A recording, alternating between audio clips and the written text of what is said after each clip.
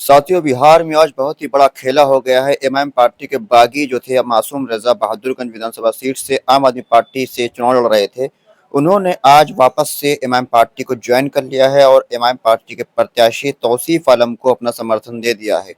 आज बहादुरगंज विधानसभा के अंदर बैरिस्टर असदुद्दीन ओवैसी साहब की जनसभा थी, जिसमें मंच पर मासूम रजा नजर आया और यहाँ पर असदुद्दीन ओवैसी साहब ने उनको गले लगाकर और माला पहनाकर उनका स्वागत किया। और यहाँ तक कि मासूम रजा ने स्टेज पर जाकर माइक पर ऐलान भी कर दिया है कि अब आम आदमी पार्टी के हम प्रत्याशी हैं। उनका बहुत बहुत शुक्रिया, उन्होंने हमको टिकट दिया, लेकिन आपको अब पतंग छाप पर वोट देना है।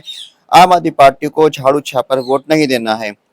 हमारे जो गिले शिकवे थे वो दूर हो गए हैं और अब बैरिस्टर असदुद्दीन ओवैसी साहब के सिपाही की तरह हम पहले भी काम करते थे, आज भी काम करेंगे और बहादुरगंज विधानसभा सीट पर हमारा पूरा समर्थन एआईएमआईएम पार्टी के प्रत्याशी के प्रति है।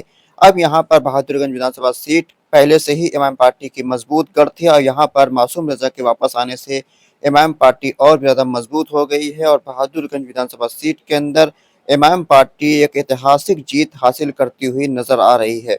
बात करें पिछले चुनाव नतीजों की, तो यहाँ पर बैरिस्टर असदुद्दीन ओवैसी साहब के प्रत्याशी अंजार नईमी थे पिछले विधानसभा चुनाव में, जिन्होंने लगभग 45,000 के बड़े मार्जिन से जीत हासिल करी थी, जिनको कुल 85,000 वोट मिला था। तो वहीं दूसरे नंबर पर यहाँ पर लखन लाल पंडित थे, जो कि वीआईपी पार्टी से थे, वो 40,000 के आसपास वोट लेकर आए थे। तो यहाँ पर बैरिस्टर असदुद्दीन ओवैसी साहब का काफी मजबूत एरिया है।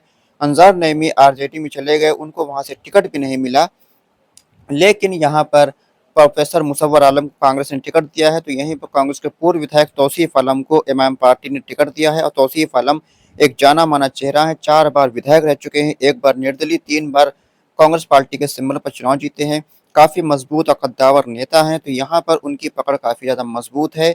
पिछले चुनाव में वो तीसरे नंबर पर रहे थे, उनको 31,000 वोट मिला था, एमआईएम पार्टी के आंधी में वो चुनाव हार गए थे।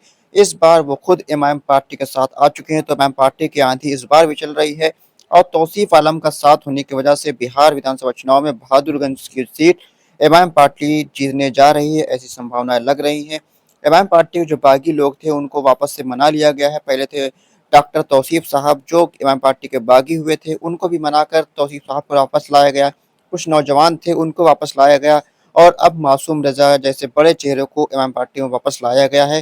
तो ये सीधे सीधे मेहनतें माजिद हुसैन साहब की नजर आ रही हैं, जो कि हैदराबाद के विधायक हैं, मेयर रह चुके हैं। वो भी जब से उनको जिम्मेदारी दी गई है बैरिस्टर असदुद्दीन ओवैसी साहब की तरफ से बहादुरगंज विधानसभा सीट की, तब से उन्होंने सब जो रूठे हुए को मनाने का काम शुरू कर दिया और उसका नतीजा ये हुआ कि लगभग सभी रूठे हुए मना लिए गए हैं और सब एमआईएम पार्टी के मंच पर आ चुके हैं और एक साथ मिलकर एमआईएम पार्टी के प्रत्याशी तौसीफ आलम को चुनाव में जीत हासिल करने के लिए मेहनत और जद्दोजहद करते हुए नजर आ रहे हैं। प्रोफेसर मुसव्वर आलम एक पुराने नेता हैं, कई बार चुनाव लड़े हैं, चुनाव हार चुके हैं, कांग्रेस पार्टी ने उम्मीदवार बनाया है।